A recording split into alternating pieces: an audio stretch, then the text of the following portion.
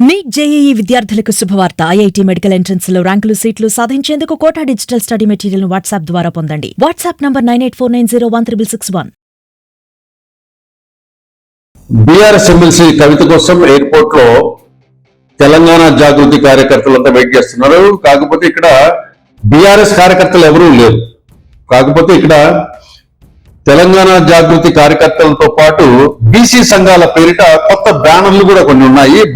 Banners లో గులాబీ రంగు బ్యానర్స్ కనపడటం లేదు, నీలి రంగులో బ్యానర్లు మాత్రం కనపడుతున్నాయి. కానీ ఆ బ్యానర్స్ లో కేసీఆర్ గాని, కేటీఆర్ గాని, హరీష్ రావు గాని వాళ్ళ పేర్లు లేవు. కాకపోతే ఇక్కడ ఒక రాజకీయ పార్టీ పేరు లేకుండా కవితకు స్వాగతం అంటూ బ్యానర్స్ ఏర్పాటు చేస్తున్నారు. దీనిపై కవిత త్వరలో రాజకీయ పార్టీ పెట్టబోతున్నారు అనే చర్చ ఇప్పుడు జరుగుతూ ఉంది. కాబట్టి ఇప్పుడు ఈ సంఘటనలన్నీ చూస్తే కనుక ఆమె ఖచ్చితంగా పార్టీ పేరును కూడా ఖరారు చేసుకున్నట్లుంది.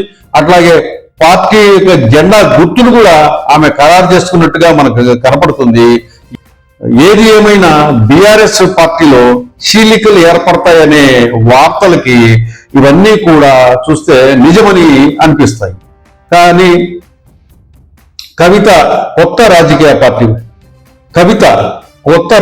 పార్టీ పెట్టి తెలంగాణలో సక్సెస్ అవుతుందా కాదా అనేసి కొద్ది రోజులు మనం వేచి చూడాలి.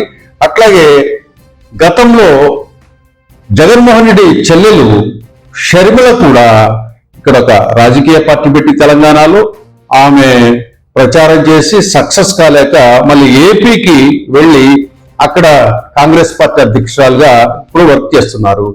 ఇక్కడ తెలంగాణ రాజకీయాలలో బీఆర్ఎస్ ఎమ్మెల్సీ కవితకి ఆమె పెట్టే పార్టీకి ప్రజల మద్దతు ఉంటుందా, ప్రజలు ఆదరిస్తారా తెలంగాణ ప్రజలు అనేది కొద్ది రోజులు చూస్తే గానీ మనకు తెలియదు.